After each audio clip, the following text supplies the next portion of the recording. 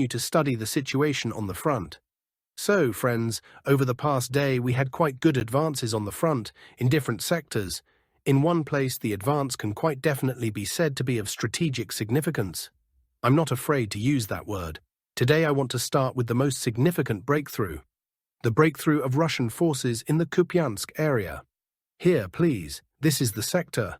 This is how far Russian forces advanced over the past day.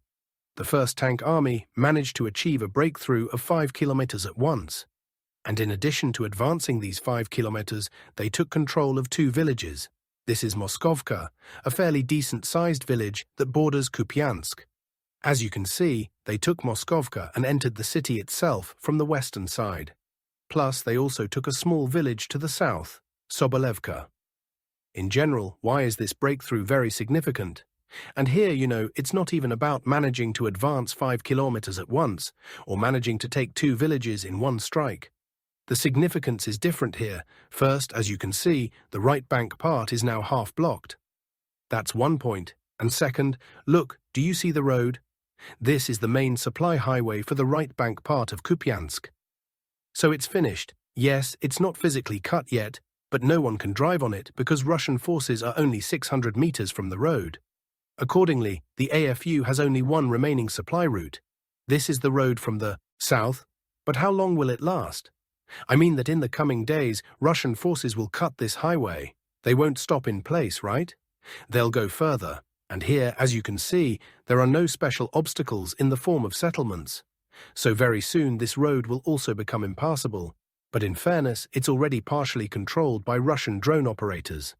The distance from current positions to this road is only 5 kilometers. That's enough to have drone control. If the Russian army advances even just a couple more kilometers, well, that's it. The AFU here will be like in a shooting gallery. Well, and then what?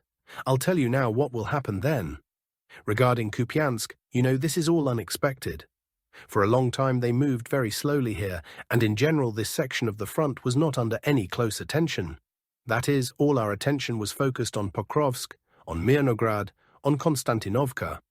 But as you can see, it turned out that now there are breakthroughs after breakthroughs, and here we see that very little time has passed and the city is already on the verge of blockade. I'll explain why it's on the verge of blockade. If they manage to cut off all supply routes to the right bank part of Kupiansk, then the city will fall. Why? Very simple. They won't be able to establish supply of the entire right bank part from the left bank.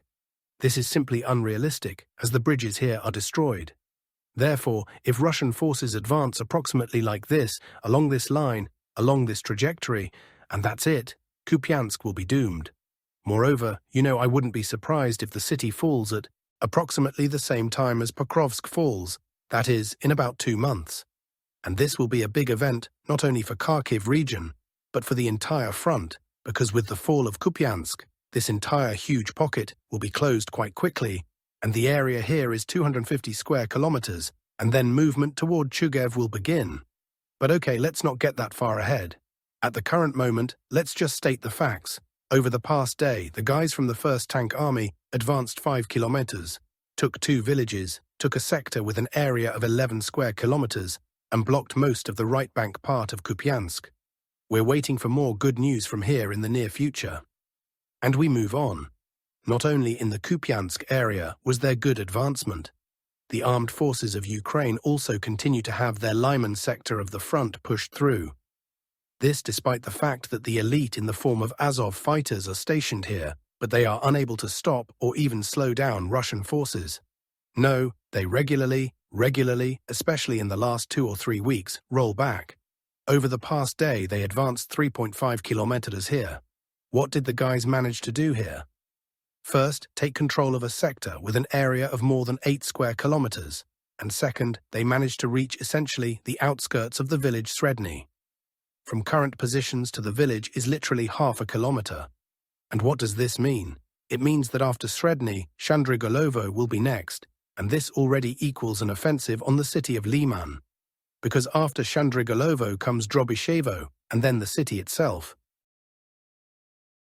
Considering how everything is sagging for the AFU here, if the pace is maintained, if this tendency and initiative are preserved, then there's a real chance to reach Lyman before winter begins.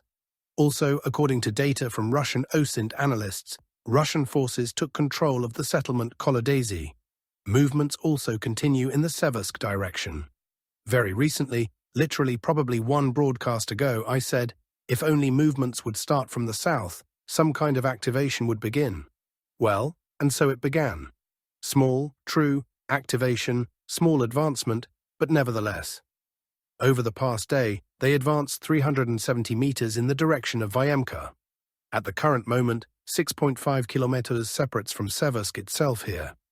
The main goal here is, of course, to take this very Vyemka and approach the city from the north. Then a situation will arise in which Seversk will be surrounded from three sides. Let's move on. There were movements in the Konstantinovka sector. Here they advanced 500 meters on a wide sector. Russian forces almost closed the lid of the AFU encirclement south of the Kleban-Beek reservoir. Here, according to data from Russian forces on the ground, the AFU relies on one strongpoint. It is precisely this that restrains Russian forces from completely closing this cauldron. The general position of the AFU in settlements south of the reservoir is very deplorable. If they don't start withdrawing forces from here, there's a high probability that part of the forces will be captured. They also managed to advance in Fedorovka. This is the eastern flank of Mirnograd for us. Here the AFU is in trouble in general. Stabilization doesn't smell yet. Russian forces also had good advancement in the Pokrovsk area, south of the city. Very recently, the village Novukrainka came under Russian control. So from it, they managed to advance and enter the next village. This is the village Chunishino. And you know, they didn't just manage to reach the outskirts there, enter the outermost houses. No, they managed to take half the village under control immediately. There's no new information about Pokrovsk itself, but we have another important advancement. It was in Zaporizhia region. I would even say this is a very important advancement. Here the guys advanced 3 kilometers 300 meters and reached the southern outskirts of Stepnogorsk, also taking AFU strongpoints in the area of the automobile interchange. Thus, fighting for Stepnogorsk itself will begin in the very near future. That's one thing. And two, which is also very important, is Plavny. Look, now the front configuration is such that now, thanks to the current breakthrough over the past day, Plavny found itself under threat of complete encirclement. So thanks to this breakthrough, it remains to advance here only 1 kilometer, and that's it. The mini cauldron with the village Plavny will snap shut. The AFU garrison will fall into complete encirclement there. You know, they need to just run from there right now, without losing a second. And even if they start withdrawing from Plavny now, it will be problematic. Again, here it's only 1 kilometer 200 meters. It's clear that this space is under fire. But if they don't run right now, a day or two will pass, and that's it.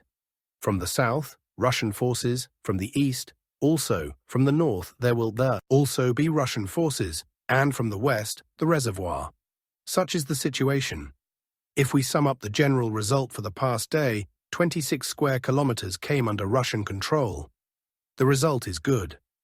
Well, that's all I have for today regarding the situation on the front. Now let's see what's happening in our political arena. Russia expressed a desire to meet with Donald Trump. The US president is open to meetings with Russian colleague Vladimir Putin.